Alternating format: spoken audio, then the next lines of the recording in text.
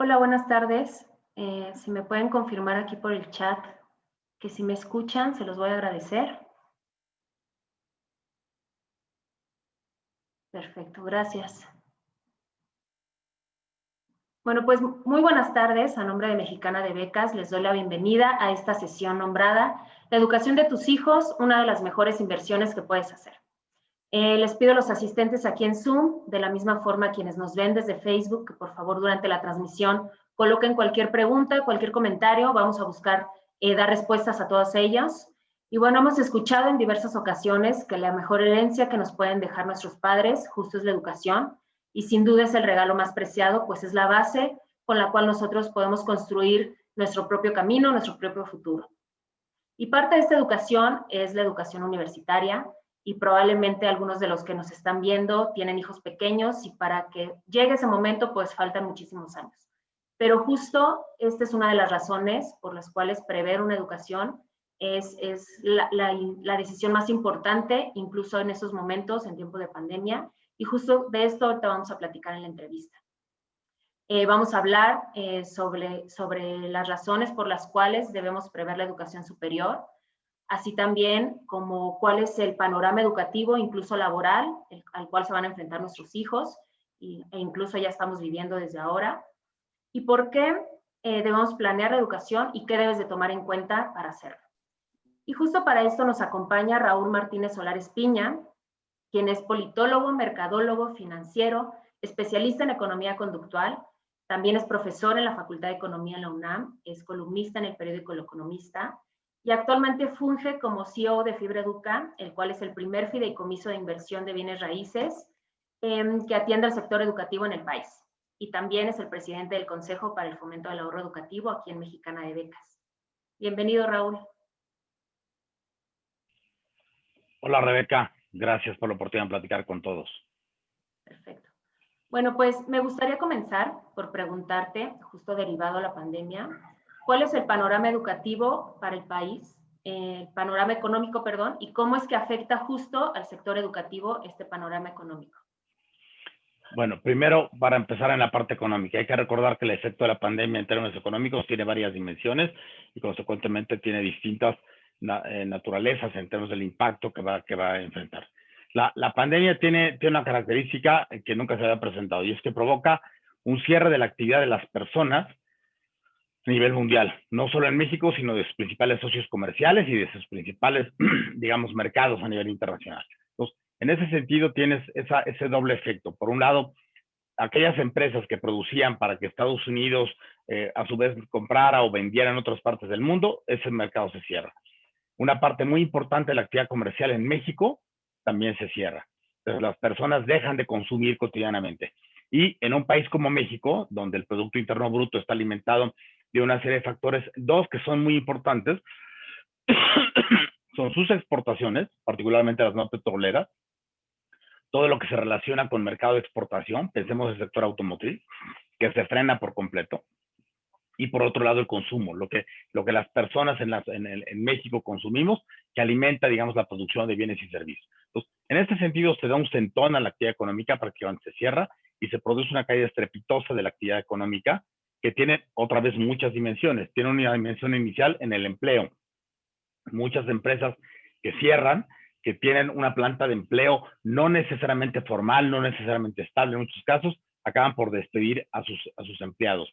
Otras hacen recortes de ingresos, de los salarios, otras recortan turnos, y lo que tienes al final de cuentas es un efecto combinado donde alrededor de 1.5 millones de empleos de la parte formal y probablemente el doble o el triple de eso en el sector informal, de personas que ven afectados sus ingresos, ya sea pierden totalmente el empleo o lo pierden de manera significativa sus ingresos. Entonces, eso otra vez alimenta este ciclo. Menos personas tienen ingresos, menos pueden comprar y sigue alimentando un proceso de aceleración.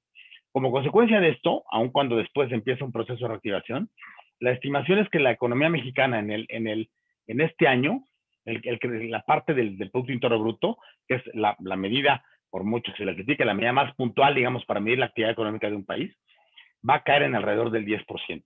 Puede no sonar mucho, pero hay que recordar que la caída del Producto Interno Bruto en la crisis brutal de 2008-2009 fue de 5%. Esto es el doble.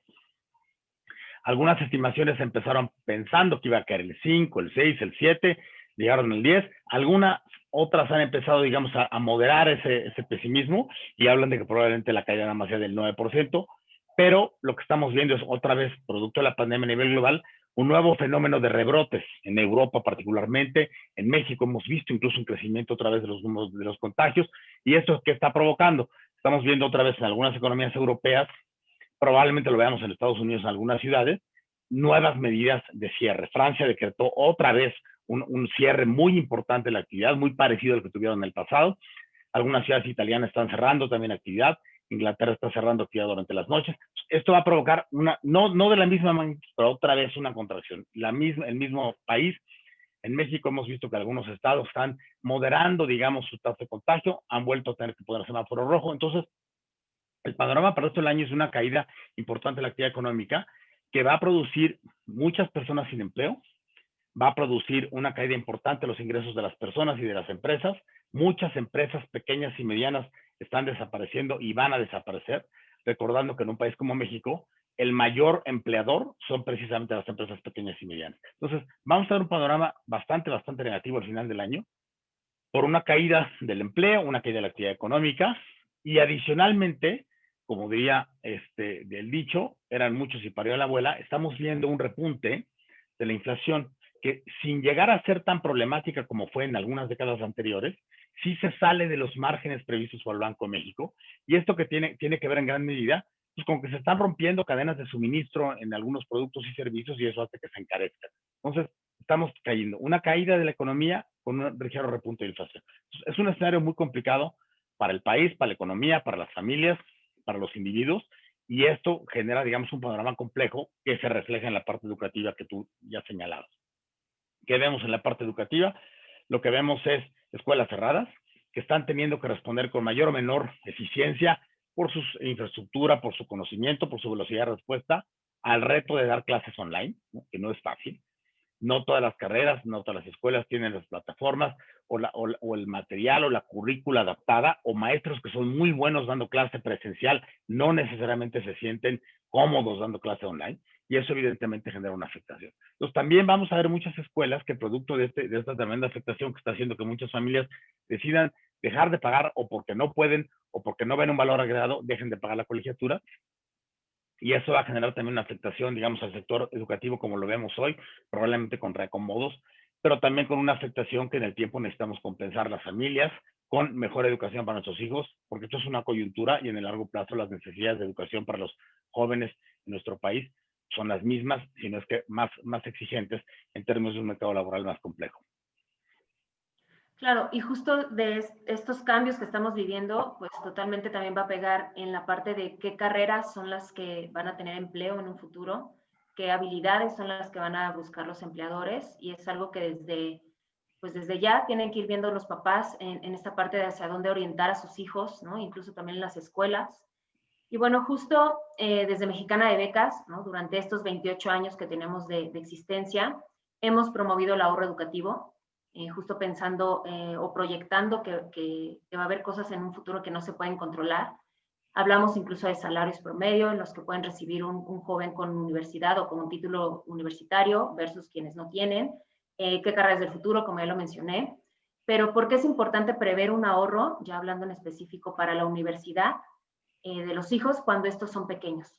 Bueno, el tema que señalas es bien importante, porque efectivamente ya veníamos en una transición a nivel mundial, y México no es de excepción, por supuesto, en las características de los empleos del futuro, los que están ganando más dinero ahorita y los que van a ganar más. Y esto se está acelerando producto de esta necesidad de una reconversión digital de muchos sectores. Hay que pensar que, de acuerdo a estadísticas de servicios de consultoría muy importantes en Estados Unidos, por ejemplo, tan solo en el comercio electrónico, Estados Unidos tuvo un crecimiento de la actividad electrónica a través de medios digitales del comercio en 3 meses, equivalente al que había tenido los 10 años anteriores. O sea, de ese tamaño es la aceleración de la actividad digital. Y esto evidentemente está provocando transformaciones a nivel de los empleos, de las necesidades del trabajo. Muchas empresas no solo están tomando decisiones coyunturales de decir, mando a la gente a que trabaje en su casa, están tomando decisiones estratégicas de decir, mando a la gente que de aquí en adelante ya nunca vuelva a venir a la oficina. O sea, está cambiando hasta la configuración, digamos, de los espacios de trabajo. Y eso evidentemente afecta también a las personas en términos de lo que estudian. Ya habíamos visto una tendencia, que Mexicana de Becas lo ha señalado muy reiteradamente con aliados como el movimiento STEM, que a nivel mundial, los empleos que empiezan y serán cada vez mejor remunerados son aquellos que tienen que ver con áreas de ciencia, de tecnología, de ingenierías y de matemáticas. No es que las otras carreras no agreguen valor, pero la visión tradicional de ciertas carreras ha dejado de ser significativa en términos de la generación de valor para las empresas, y lo que quieres es más personal de esas áreas científicas donde está, digamos, el conocimiento que está avanzando, la ciencia, la tecnología, las nuevas empresas, la nueva dinámica de productos y servicios. Pero además está buscando que en carreras tradicionales la gente sea más especializada. Hoy, por ejemplo, las empresas quieren sí que un joven contador tenga herramientas básicas de contaduría, pero también requieren muchas de ellas, por ejemplo, que tenga conocimientos de la contabilidad que se utiliza para reportes de empresas internacionales o en Estados Unidos. Entonces, lleva un nivel adicional de especialidad.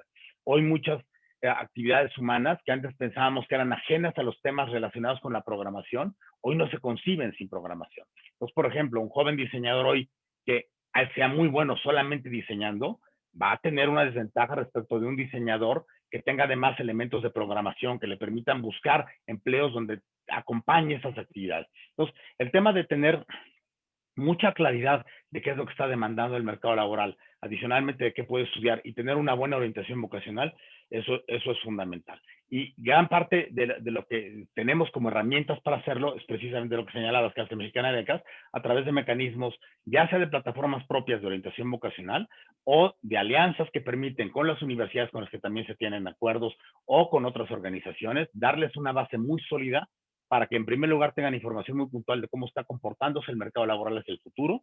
Dos, saber para qué son buenos y qué les gusta, para que en esta medida puedan vincular sus habilidades naturales con habilidades adquiridas, con conocimiento, con las necesidades de un mercado en el futuro, que insisto, cada vez será más complejo, más competido, y que nos obliga a darles a nuestros hijos mejores herramientas para enfrentar un complejísimo entorno laboral futuro.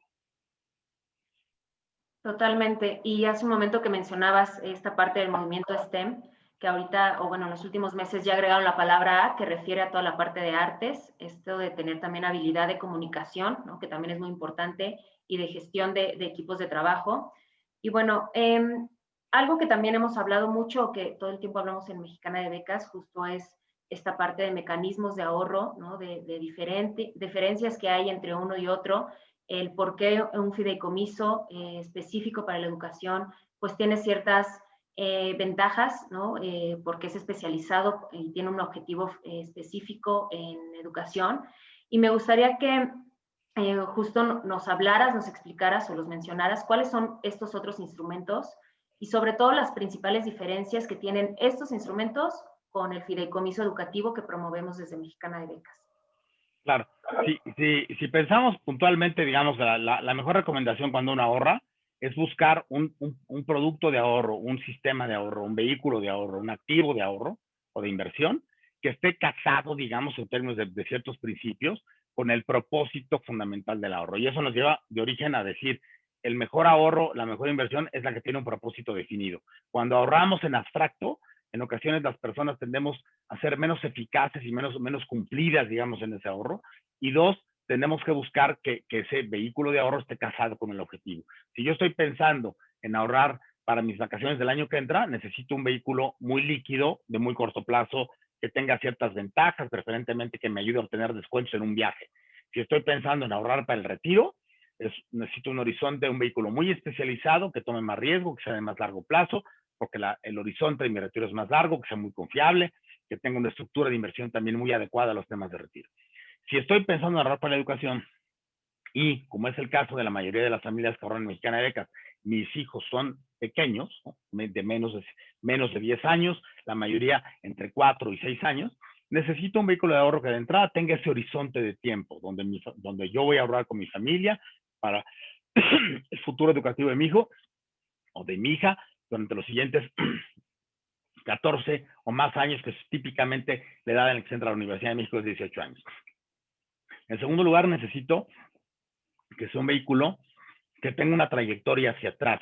O sea, invertir en vehículos novedosos es en ocasiones bueno para experimentar, pero no con algo que quieres una certeza, digamos, de que no te va a desaparecer en el corto plazo. Entonces necesitas algo que tenga un track record, una historia que contar, que tengas ya casos específicos de personas de éxito que te digan, yo ahorré y me funcionó, o me funcionó muy bien, o me funcionó más o menos, pero me funcionó. Tengas una historia que contar. Que tenga, digamos, una estructura legal que te dé garantías y certeza, no del rendimiento, porque otra vez se lo hemos comentado en otra ocasión, no se puede garantizar el rendimiento en periodos largos, porque va dependiendo del rendimiento de la evolución de los factores de la economía, pero sí necesitas que te dé certeza jurídica, digamos, del instrumento en el que estás ahorrando.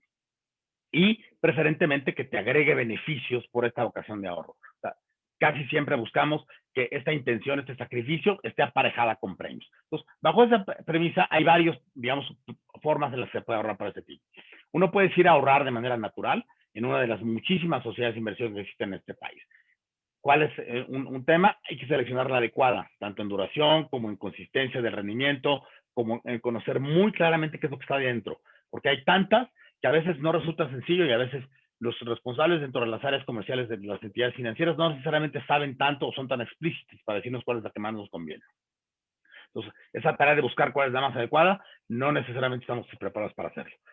Otra probabilidad es, además, al hacer un ahorro propio, pues si se me aparece algo, ya no puedo seguir ahorrando, ¿no? Y ese ahorro se interrumpe. Otro vehículo que también se utiliza en algunas universidades, como que te venden créditos anticipados, ¿no? En algunas universidades yo te vendo, digamos, colegiaturas anticipadas que te sirven para cuando tu hijo o tu hija entre a la universidad, en ese momento dices, bueno, yo había anticipado este número de créditos, los redimo contra este momento. ¿Qué ocurre? Si tu hijo o tu hija no quiere estudiar en esa universidad en el futuro, pues ya te quedaste con tus créditos, los tienes que revender y te los recompran a un descuento y ahí tienes una pérdida de alguna manera. También la desventaja de estos vehículos es que si tu hijo o tu hija tiene una beca o entra a otra universidad pública, pues simplemente no tienes el beneficio tangible porque no lo vas a poder redimir, digamos, en ese costo específico de esa universidad. También existen seguros educativos, que es un muy buen vehículo previsor como todos los seguros, pero en el caso educativo, si tus hijos son pequeños, tiene algunos puntos particulares. La primera, la mayor parte de lo que tú aportas no está yendo a contribuir al ahorro, está yendo a pagar la prima del seguro de vida, que es la parte central de una póliza de un seguro educativo, es la prima del seguro de vida de quien lo contrata. En segundo lugar, el periodo de tiempo es muy largo. Tienes que estar pagando anualmente de manera trimestral o semestral o anual todo el tiempo hasta que se cumple la edad de ingreso a la universidad. Si tu hijo o tu hija, como estamos hablando de la mayoría de los clientes mexicanos que tienen entre 4 o 6 años, eso querrá decir que durante 14 o 12 años vas a estar aportando. Y lo que ocurre durante procesos de ahorro muy largos es que la mayoría de las familias tenemos ciclos económicos. A veces nos va bien, a veces no tan bien, a veces va muy mal. En esos ciclos económicos que típicamente pueden tener espacios entre 5 o 7 años, dependiendo de muchas condiciones, las familias pueden caer en una situación donde dejen de pagar el seguro. Y ahí es muy complicado porque el seguro tiene que, para mantenerse, alimentarse de lo que ha generado y eso va reduciendo su capacidad de generación de recursos en el futuro. Mexicana de Becas tiene una serie de condiciones que responden a esta lógica de decir, a ver, diseñar un producto específico para la educación. El primero es un horizonte de corto plazo como bloques de ahorro. Los bloques de ahorro Mexicana de Becas duran 5 años, precisamente para que la familia haga un esfuerzo de 5 años, que pueda ajustarse estos ciclos económicos negativos o positivos, y si se tienen las condiciones, se reanuda con otro bloque de ahorro. Segundo, tiene una protección, como se trata técnicamente de lo que se conoce como un plan de contribución definida. Esto es, yo sé cuánto tengo que aportar a lo largo de esos 5 años, ya sea de manera mensual, trimestral, semestral o anual. El Mexicana de Becas, el fideicomiso, lo que hace es asegura ese plan de pagos. Y de esta manera, en caso de fallecimiento, de incapacidad permanente total de cualquiera de los dos, el padre o la madre, el abuelo, en fin, siempre que esté en la edad de cobertura del seguro, el seguro entra y paga todas las aportaciones remanentes del plan. ¿Qué implica esto? Que estás asegurando tu intención de ahorro futuro. Que no existen muchos vehículos que lo hagan. Se utiliza esto más bien para créditos automotrices o de casa que te cubren la suma de lo que te falta pagar, pero no para tu intención de ahorro. Y un tercer componente muy importante es que en la creación de una red de convenios, ¿no? Área que tú encabezas muy atinadamente, hemos creado una red enorme de convenios universitarios que básicamente lo que nos ofrecen son descuentos que pueden ir desde el 8, 9 hasta el 30% de descuento en colegiatura solamente por el hecho de provenir de este mecanismo de ahorro, que además se hace extensible a los papás. Entonces, una familia que ahorra con un hijo que tiene 4 años o un niño que tiene 5 o 6 años, que va a tener ese descuento en el futuro, ese papá o esa mamá, si quiere cursar una maestría o un curso de extensión universitaria, va a tener el mismo descuento en el presente hoy que su hijo va a tener en el futuro. Entonces, este conjunto de mecanismos hacen que haya diferencias importantes y que en ese sentido sea un vehículo muy especializado para la educación. Y finalmente, un tema que resulta trascendente hoy particularmente. Todo lo que ahorremos en México tiene una retención del impuesto de la renta. Todo. En el pasado llegó a ser de 0.45%, después subió, llegó a ser hasta hace poco de 1.45%, se supone que el año que entra va a bajar a 0.95%. ¿Qué implica esto? No es, suena poquito, pero no lo es. Quiere decir que si a mí un instrumento de ahorro me daba el 5% este año de rendimiento, lo que yo recibo neto de rendimiento no es el 5%. A eso le resto el 1.45, quiere decir que me dio el 3.55, porque hay una retención del impuesto de la renta. El año que entra esta retención será casi de 1%, 0.95. Siguiendo el mismo ejemplo, si es de 5%, me va a dar el 4.05%. Hay una retención muy grande del impuesto de la renta. Mexicana de Becas cae dentro de un apartado de la ley que dice que los fideicomisos orientados a la educación no son objeto de retención del impuesto de la renta. Bajo ese ejemplo, 5%, 5%, acá me acaban dando hoy el 3.55, acá me dan el 5% completo. Y eso, en un periodo largo de tiempo, hace una enorme diferencia en términos de la acumulación. Entonces, esos son algunos de los productos que existen y esas son las diferencias más significativas. Ok, y justo mencionaste hace un momento la parte de con otros instrumentos, si eran como casados con una escuela. Si el chico o bueno, la joven no estudiaban en esa universidad, pues no podían redimir como este beneficio. Es real que a nosotros también nos puede pasar que llega el momento de que ingrese a la universidad y el joven no quiere estudiar o no sepa qué estudiar o ingresa a una universidad pública. ¿Qué pasa ahí con el ahorro que se hizo en Mexicana de Becas? Bueno, primero, en destacar un tema importante. En términos estadísticos, el número de jóvenes, hombres o mujeres, que sus familias ahorran en Mexicana de Becas, que llegado el momento de entrar a la universidad, deciden por completo no estudiar, es muy reducido. Y una explicación de fondo a esto tiene que ver con el hecho que es una familia que está haciendo un sacrificio, que típicamente lo está haciendo desde que el niño o la niña es muy pequeño. Entonces, es un poco, y eso lo he visto con las familias, que a ese niño se le está recordando que la familia está haciendo un sacrificio para que ese niño o esa niña estudie en el futuro. Entonces, ese niño o esa niña crece con esta idea de que él va a estudiar, o sea, no se le está hablando como de una alternativa. La familia está sacrificando para este tema, está recibiendo información y está orientado a ese propósito. Entonces, consecuentemente, no se vuelve una alternativa, un si se puede, un lo vas a hacer. En segundo lugar, Mexicana hace un esquema, digamos, relativamente flexible, que permite que si el joven beneficiario, la joven estudiante, termina la preparatoria o la secundaria, si es que ha ahorrado para la preparatoria, y no sabe qué estudiar pensando en una carrera universitaria, solicita una prórroga y todo ese tiempo su dinero sigue generando rendimientos. No está ni recibiendo menos, ni está haciéndolo quitándose el dinero, está generando rendimientos y a lo mejor con más información de educación vocacional, elige una mejor carrera. Hay que saber que en México tú eliges una carrera muy joven, a los 18 años. En otros países lo haces más tarde, ¿no? Tienes unos primeros 2 años más de carácter general y luego ya optas por la carrera. Entonces, hoy hay que pensar además que muchos jóvenes que en el pasado no estudiaban es porque decían, eso que yo quiero ser, no hay educación formal para esto. Pensemos hace 20 años, si un joven decía, a mí lo que me apasiona es la cocina, pues estudiabas con tu abuela o estudiabas trabajando. Hoy estudiar para chef en una universidad prestigiada vale lo mismo que estudiar ingeniería. Estudiar fotografía, estudiar cinefotografía, estudiar danza, estudiar arte en escuelas con nivel de licenciatura puede ser bastante caro y hay incluso universidades muy prestigiadas a nivel mundial que son muy costosas para estas áreas de conocimiento, pero particularmente que señalamos con temas como el arte. Entonces, la oferta académica hace que la mayoría de las vocaciones tiene una referencia de educación superior. Tradicionalmente, si el niño o la niña no quiere estudiar, la familia puede trasladar ese beneficio, ese ahorro para otro hijo de la familia, sin que haya ningún costo implícito para la familia. Simplemente traslada, siempre y cuando sea antes del momento de la redención de los recursos.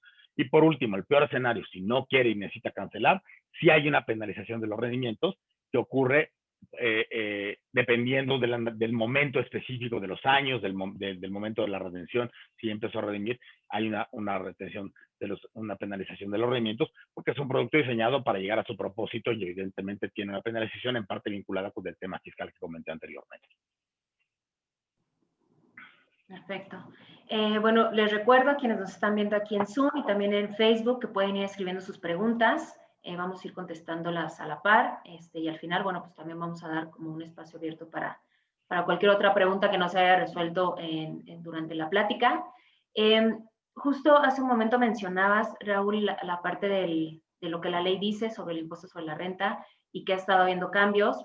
También en los últimos meses, pues hemos leído, hemos escuchado, incluso tenemos o hemos visto que algunas personas tienen esta incertidumbre de qué va a pasar con nuestro fideicomiso por este mandato que sacó el gobierno referente a los fideicomisos públicos, que bueno, el nuestro es privado, pero me gustaría que tú hablaras del tema, ¿no? El por qué el Fideicomiso de Mexicana de Becas no desaparece con esta orden del gobierno, por qué nos hace diferentes.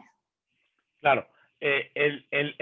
Digamos, esta disposición gubernamental, que luego ya fue ratificada por el Congreso, fue una disposición que le instruye a las dependencias gubernamentales y entidades de la administración pública que todos los recursos de fideicomisos en los que el gobierno en sus distintos niveles atribuidos a distintas dependencias es fideicomitente, se cancelen y se retornen los recursos para la utilización por parte del gobierno federal. Ahí hay un primer señalamiento. Se trata de fideicomisos donde el gobierno, a través de distintas instancias, es el que puso originalmente el mandato y los recursos. Eso es lo que hace un fideicomiso público. La instrucción de constitución del fideicomiso.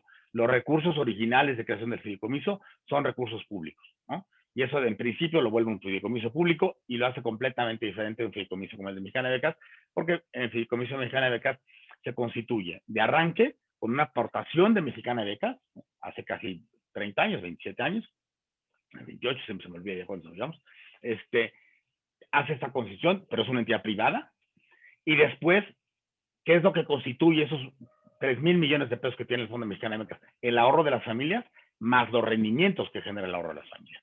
Entonces, esos son recursos privados, por lo tanto, no caen dentro del parámetro de un fideicomiso público y tienes, digamos, su propia estructura, y se trata, siendo un fideicomiso privado, de un mecanismo legal muy, muy seguro, muy cerrado, que garantiza que ese mandato fiduciario, solo los recursos pueden ser utilizados para el propósito que está establecido en los contratos, que se reflejan en los contratos que los clientes firman para adherirse al fideicomiso en primer lugar.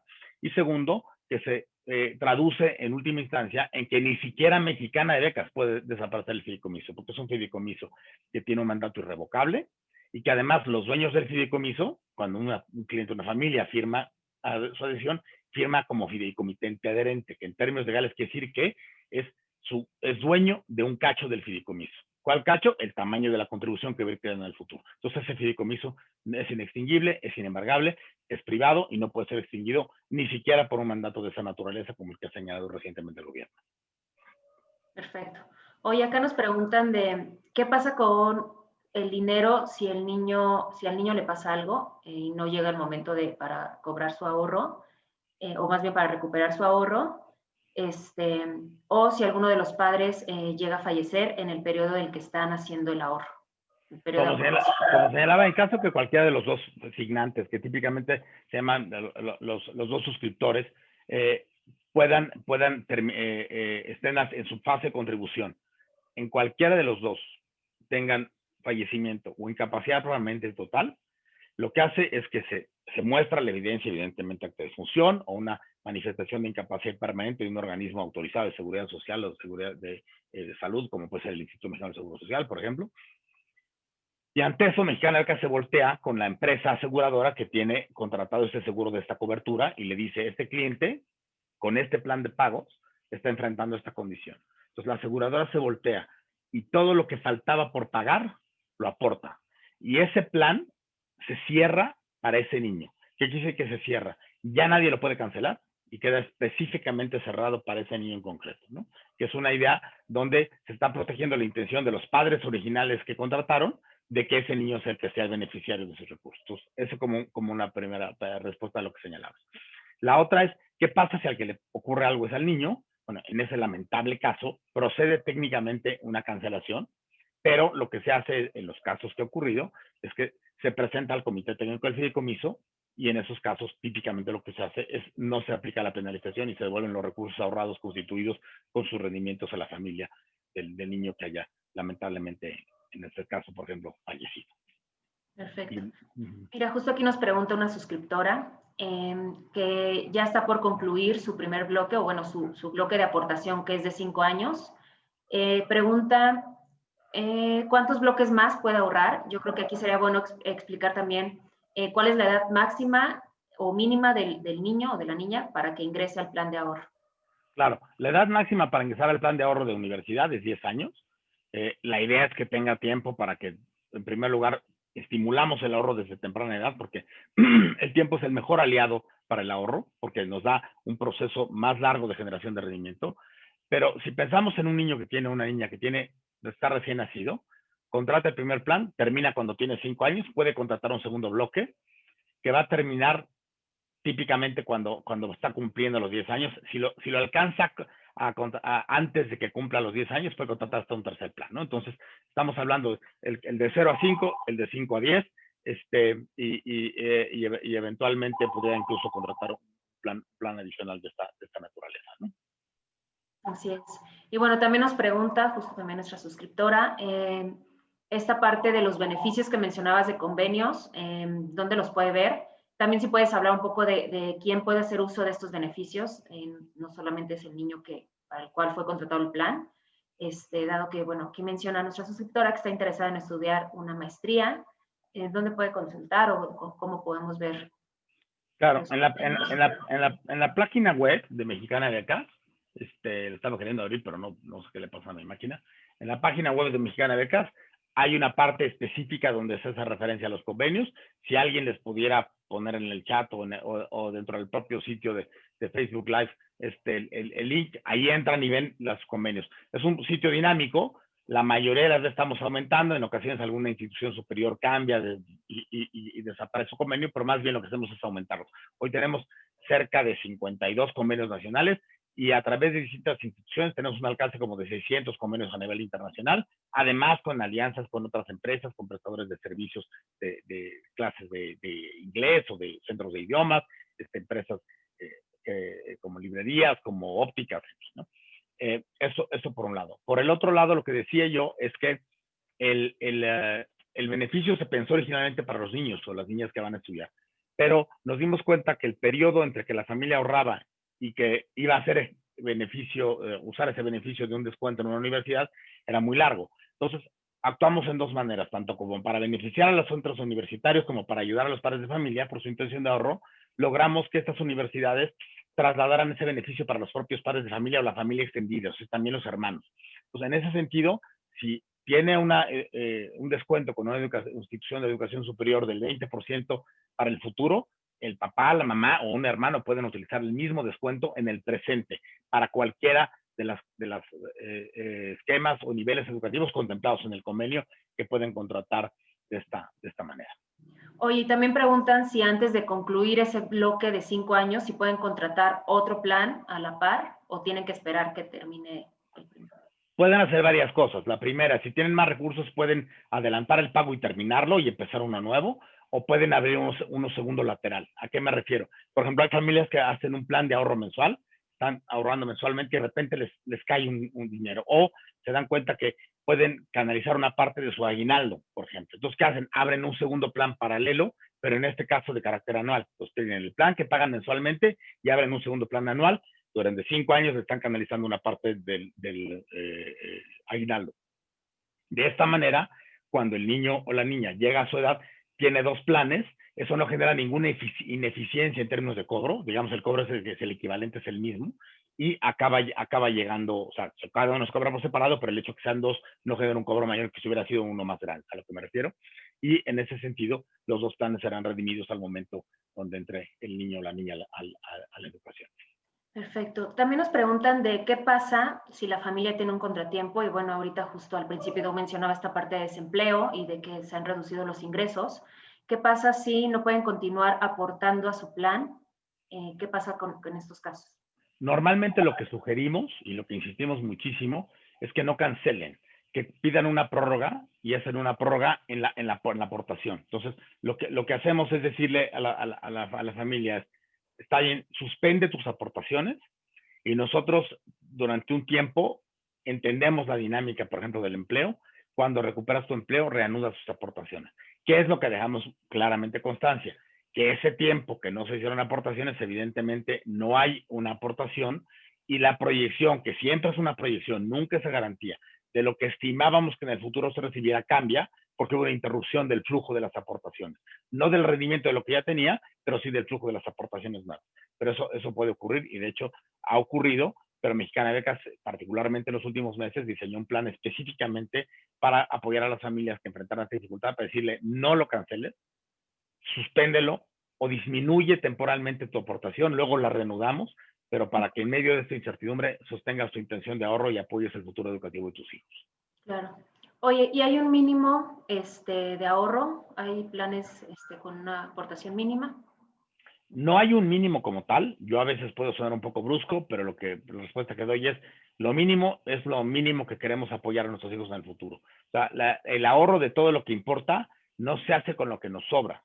La mejor estructura de ahorrar es primero pago lo que no puedo vivir sin ello, y no hablo ahí de cosas triviales, hablo de la renta, hablo de la manutención de mi familia, de los alimentos, ¿no? Las colegiaturas probablemente, y después entra el ahorro. Y lo que sobra me lo gasto en lo demás. Pero el ahorro se vuelve casi un gasto fijo. Entonces, en ese sentido, hay que planear el ahorro de un tema tan importante, no con lo que me sobra, en ese sentido, con una cantidad menor, sino como un sacrificio que voy a realizar, que va a tener un pago futuro, tanto un retorno de un mejor salario esperado, una mejor perspectiva de empleo para mis hijos, como en términos también de una mayor confianza y seguridad de bienestar financiero para la familia en el futuro. Oye, ¿y podrías dar 3 consejos, tips o qué deben de fijarse las familias, sobre todo en estos momentos, ¿no? Que hay tanta incertidumbre en la parte económica, cuando vayan a contratar un instrumento de ahorro, incluyendo qué deben de evaluar al contratar un fideicomiso o un plan de ahorro con nosotros? Para cualquier mecanismo de ahorro hay que evaluar varias cosas. La primera, decía yo, que hay que casar el objetivo del ahorro con el plan del ahorro. Si yo voy a ahorrar para algo que es de corto plazo, busco un instrumento de ahorro de corto plazo. Si voy a ahorrar para algo de largo plazo, un instrumento de largo plazo.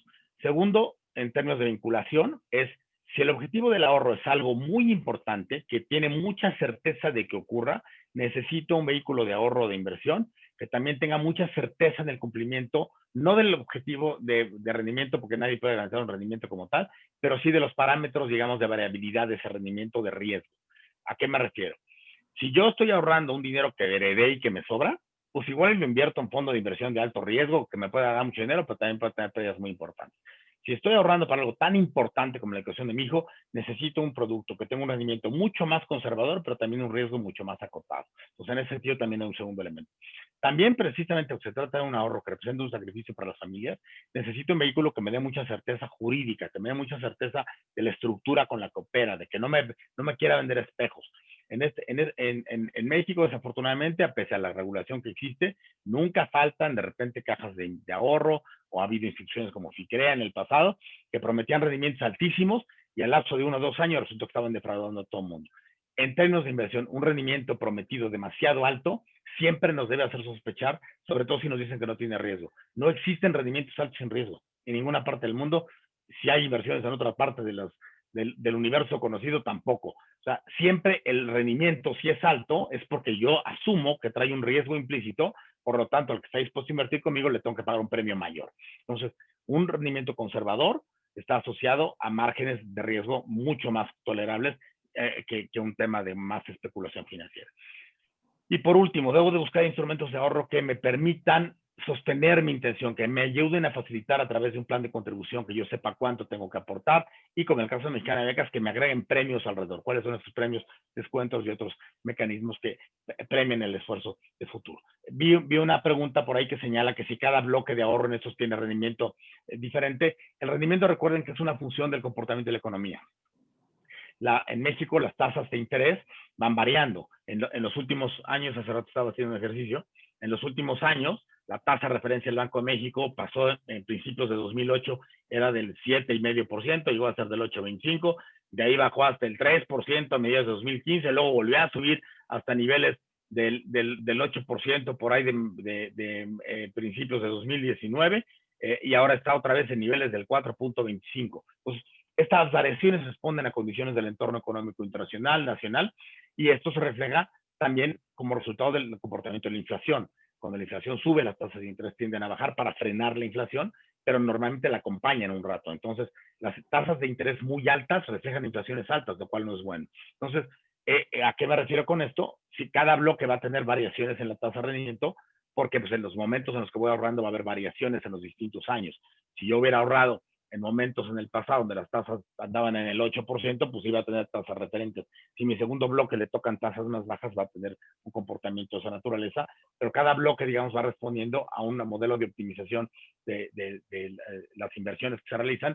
No las hace Mexicana de Becas, las hace un grupo de personas, de instituciones profesionales, cada quien con un mandato específico, con reglas muy puntuales que no pueden violar de que pueden invertir, siempre tratando de ayudar a las familias a que tengan el mejor rendimiento posible dentro de los parámetros acotados de riesgo, siendo conservadores para asegurar a las familias que estamos vigilando el desempeño de sus inversiones. Claro, mira, por acá nos mencionan que es importante iniciar un ahorro para la educación, sobre todo cuando son muy pequeños, antes de comenzar con pagos de colegiaturas, uniformes, materiales y libros de las escuelas. Así es, cuando nuestros hijos son muy pequeños, todos los que hemos tenido hijos pequeños sabemos, bueno, siempre tenemos pequeños, pues no nos enseñan grandes, que tu primera etapa es una etapa donde tu margen de maniobra se disminuye, no puedes viajar, no puedes hacer muchas cosas, no tienes costos de colegiatura. Pues esa etapa, cuando el niño está recién nacido, es muy buena para ahorrar. Te ayuda, tienes un buen impulso. Y en segundo lugar, como es muy pequeño, todo ese tiempo juega a tu favor el rendimiento. Hay que recordar que entre más largo tenga el tiempo del ahorro, mejor, más se beneficia de este modelo de interés compuesto, donde yo invierto, lo que invierto el año que entra es más grande, es una nueva tasa, se reinvierte la cantidad menos intereses que generó el año anterior, y esto se conoce como la magia del interés compuesto, que se le atribuye a Albert Einstein, decir que era la octava maravilla del mundo el interés compuesto, porque este es el modelo que en el tiempo permite magnificar los recursos. A veces no decimos que no tenemos muchos recursos, pero el mejor recurso que tenemos como una familia joven con hijos pequeños es el tiempo. Y el tiempo es el mejor aliado para construir un ahorro en el tiempo, en el futuro. También acá nos comentan que es un tema muy interesante e importante. El live, bueno, la transmisión en Facebook va a quedar ahí guardada. Vamos a subir también este video a YouTube por si llegaron tarde, se perdieron algún momento de la plática o quieren compartirlo. Bueno, pues aquí va a quedar en nuestras redes sociales. Y bueno, Raúl, ya para cerrar, ¿qué le dirías a los padres de familia que tienen hijos pequeños, pero desde tu experiencia como papá? El tema es casi un lugar común decir que los hijos crecen muy rápido. Yo recuerdo muy puntualmente cuando tengo una sola hija, cuando era pequeña y tenías toda esta dinámica, digamos, de pensar en qué vas a hacer, ¿no? De verlo muy pequeño, de pensar, falta mucho. Y todos los retos que como familia vas encontrando en el tiempo. También pienso en mi propia historia. Mi padre falleció cuando era muy chico. Mi mamá hizo un enorme sacrificio para pagarme a mí la carrera y ayudarme. Digo, que yo trabajé casi toda mi carrera, pero mi mamá me ayudó a pagar la carrera y fue un enorme sacrificio. Estoy seguro muchos de los que nos están oyendo que cursaron estudios superiores, no es que es algo que haya sido fácil, ¿no? Todas las familias sufrimos para tener de una u otra manera elementos para darnos una formación universitaria. Hoy mi hija no solo ya es una arquitecta, está estudiando una maestría en Londres, ¿no? en el University College London, becada por la universidad, con una beca también importante por su calidad académica. Y ahí es donde dices, todo el esfuerzo valió la pena, porque sabes que tus hijos están teniendo un proyecto de realización personal, una herramienta que les va a permitir enfrentar su vida futura, y que tú ya puedes decir, ya cumplí mi tarea, ¿no? Porque ya les diste la herramienta básica. Entonces, la idea de que ayudemos a nuestros hijos a tener una educación sólida, que les permita no decirles qué van a estudiar, que permita compasar herramientas académicas, teóricas, técnicas, habilidades personales, para que se mezclen con una vocación, que tengan elementos para estudiar en una universidad pública o privada. Si estoy en una universidad pública, entre paréntesis, los recursos más lo reciben porque se está cumpliendo el propósito del ahorro y tienen una masa de recursos. Pero tienes todos estos elementos que permiten que tus hijos se desarrollen de mejor manera. Entonces, eso te da una gran tranquilidad hacia el futuro, porque como padres lo que más queremos es el desarrollo pleno y la felicidad de nuestros hijos. Y en una perspectiva un poco, si quieren, más cínica, el mundo está tan complicado que si no le damos a nuestros hijos herramientas para que se valgan por sí solos en el futuro, los vamos a tener que apoyar y mantener más años, y eso va a ir en detrimento de nuestra propia capacidad como adultos para planear nuestro retiro.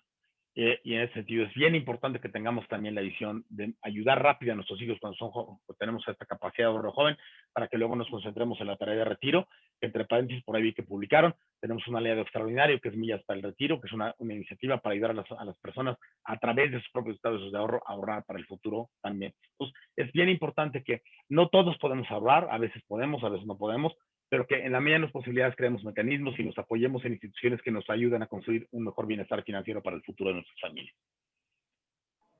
Así es. Bueno, justo como ya mencionaste, y también acá como nos pusieron en el chat y en Facebook, el día de mañana va a ser la última plática de esta Semana Virtual del Ahorro, justo con nuestros aliados Millas para el Retiro. La plática se llama Piensa en tu futuro, ahorra para tu retiro. Igualmente vamos a estar en Zoom y vamos a transmitir en Facebook. Bueno, Raúl, pues te agradezco mucho tu tiempo y bueno, que compartas tu experiencia y tu conocimiento. No sé si quieras agregar algo más. Yo simplemente decirles que más allá de que estemos hablando de que contraten en un producto, soy un convencido por mi experiencia profesional, por mi trayectoria de vida, por lo que he vivido con mi familia, con mi hija, con mi entorno, que la educación es el gran diferenciador. Tendemos a pensar a veces, no, ya la educación no sirve para mucho. Estadísticamente la educación es el gran diferenciador que va a hacer que nuestros hijos tengan mejores oportunidades para el futuro. Si lo acompañamos con mejores herramientas para una mejor identificación de las oportunidades de sus talentos, créanme que el futuro de sus hijos va a ser mucho más importante en este sentido. Y nada más, por ahí nos preguntan, nada más para tocarla, que por qué a México no, porque era una evaluación nuevamente, ¿no? Déjenme platicar este tema, es un tema técnico, pero vale la pena destacarlo porque sí es una preocupación frecuente. Técnicamente en México ya no hay devaluaciones. ¿Por qué? Una devaluación ocurría cuando el tipo de cambio lo decretaba el gobierno. Entonces, Banco de México decía, el tipo de cambio hoy es de 12.50 pesos, de este. ¿Cuándo cambiaba? Cuando el mismo Estado decía, ya no es ese, ahora es 14. Entonces, lo que ocurría es que había, digamos, una serie de presiones, que típicamente había más compra de dólares, presión sobre las reservas, déficit en la balanza de pagos, una serie de consideraciones que empujaban y que hacían que para el gobierno fuera insostenible seguir vendiendo los dólares a un cierto precio. Entonces, decretaba una devaluación. Entonces decía, ya no es 2.50, ahora es 18 pesos, 16 pesos. Desde hace ya bastante tiempo, más o menos cuando se decreta, primero al finalizar del sexenio del presidente Salinas, se establece primero una banda de flotación. Esto es, no se deja completamente libre, pero se puede estar fluctuando dentro de una banda. Y ya al siguiente periodo presidencial se deja libre mercado. Hay mecanismos del Banco de México para tratar de regular que no tenga fluctuaciones muy bruscas, pero ya el movimiento del tipo de cambio es producto de las variaciones que va teniendo el comportamiento económico. Entonces, lo que hoy vemos es un tipo de cambio que, puede aventarse periodos inmóvil, muy sólido, depende de las condiciones son favorables, o puede tener muchísima volatilidad. Pero si lo agarramos en periodos largos y vemos cómo se comporta, realmente lo que está reconociendo es los diferenciales de inflación entre México y Estados Unidos. Pensemos simplemente que, por ejemplo, cuando fue la crisis brutal de 2008-2009, el tipo de cambio llegó a estar a niveles de 21. Se hablaba que iba a llegar hasta 26 pesos. En ese sentido, cuando iba a llegar llegó a ese nivel, decían, bueno, pues de aquí a los 30 y a los 40. ¿Qué pasó? Se empieza a corregir la economía y empieza a regresar el tipo de cambio y regresó a niveles de 18, 17. Después vienen nuevas presiones y empieza a volver a subir. Gana el presidente Trump y sube hasta 21, 22 pesos. Después se estabilizan los precios económicos y baja a 18. O sea, en un periodo largo sí vamos a ver una trayectoria creciente, pero mucho más moderada. Lo que vemos es volatilidad. el tipo de cambio se ha vuelto una especie como de moderador de los choques económicos externos. Cuando hay una inestabilidad o incertidumbre financiera internacional o hacia México, el primero que lo resiente es el tipo de cambio y tiene una fluctuación. Pero es una variable de ajuste que se va a mover en el tiempo. Técnicamente ya no hay devaluaciones, no puede al día siguiente anunciar, hoy vale 30 pesos, ¿de qué va a depender? De las variaciones de la economía. Y la economía, fundamentalmente en México, en muchos elementos, digamos, tiene ciertos factores que pero que la economía mexicana sigue siendo las más grandes del mundo. Y en ese sentido, lo que vamos a seguir viendo seguramente son periodos de volatilidad, de inestabilidad, donde se va a ir fluctuando sobre esas bandas, sí subiendo con el tiempo, pero probablemente otra vez se hace mucha volatilidad, luego estabilidad, luego caídas, luego subidas. Pero técnicamente es por eso que no hay devaluaciones. Oye, ya para cerrar, igual, si quieres dar respuesta a esta última pregunta, nos dicen que el tema de los seguros educativos en dólares, si convienen o no. Otra vez, algo que me faltaba, que bueno, como lo recuerdan, cuando hablamos de las inversiones, decíamos, hay que casar el objetivo de la inversión y del ahorro con el medio. Y una de las cosas que se casan es el tipo de cambio. ¿A qué me refiero? Si yo estoy ahorrando para algo que se mueve en función del comportamiento del dólar, ahorrar en dólares es muy conveniente, porque estoy asegurando que ese comportamiento se va a mover. Por ejemplo, si soy una empresa que el 70% de sus insumos son en dólares, me conviene tener inversiones en dólares que si hay volatilidad se muevan con esta variación. Pero si mis obligaciones futuras para lo que estoy ahorrando son en pesos, lo que más me conviene es ahorrar en pesos, porque el tipo de cambio no me garantiza una variación favorable necesariamente en el tiempo, por eso que les decía de una volatilidad que sube y baja. La tasa de interés en dólares es mucho más baja que la en pesos. Yo no puedo tener tasas altas en dólares a menos que incluyan riesgos muy altos. Entonces, para pensar, hoy la tasa de referencia en México está en 4.25, la tasa en dólares está por ahí de 0.5. Entonces, para la tasa en dólares, no va a ser una tasa de 5, de 6, de 4 o 5%, va a ser una tasa en el mejor de los casos de 0.75 o de 1%. Entonces, ¿a qué le apuesto? A que una volatilidad futura la pesque yo en el momento que sube el tipo de cambio. Pero decimos en el argot de los economistas que habemos dos clases de brutos, unos los brutos que pronostican el tipo de cambio en el largo plazo y otros los que les creen a lo que lo pronostican. Entonces, es muy complicado poder atinarle al movimiento del tipo de cambio en ese sentido. Entonces, si mi obligación es en el futuro, es colegiatura, es en pesos, mejor ahorrar en pesos. Oye, ya para cerrar, aquí uno de tus alumnos nos escribe que siempre es un honor tomar clases contigo y que eres uno de los mejores profes de CEU. Si es profesora, si es alumno actual, eso no le va a subir puntos. Si es un tesista que no ha avanzado, tampoco le exime de que no me entregue avances. Tengo el extraordinario orgullo y privilegio de ser profesor de la Facultad de Economía de la UNAM. Me considero un profesor, no sé si bueno o malo, pero sí muy dedicado a mis alumnos, porque creo que es una tarea fundamental de quienes sabemos algo, transmitirlo a otras personas, y en ese sentido, insisto, para mí un enorme privilegio que pueda ser un profesor de la máxima casa de estudios de nuestro país. Bueno, pues muchísimas gracias, Raúl, y muchas gracias a todos los asistentes, tanto aquí en Zoom como en Facebook. Ya les estuvieron compartiendo a lo largo de la transmisión nuestros datos. Nos pueden escribir por WhatsApp si desean recibir más información. Tenemos atención en toda la República, entonces no se preocupen por si están en algún estado que no podamos llegar con ustedes. Ahorita sin problemas podemos atenderlos.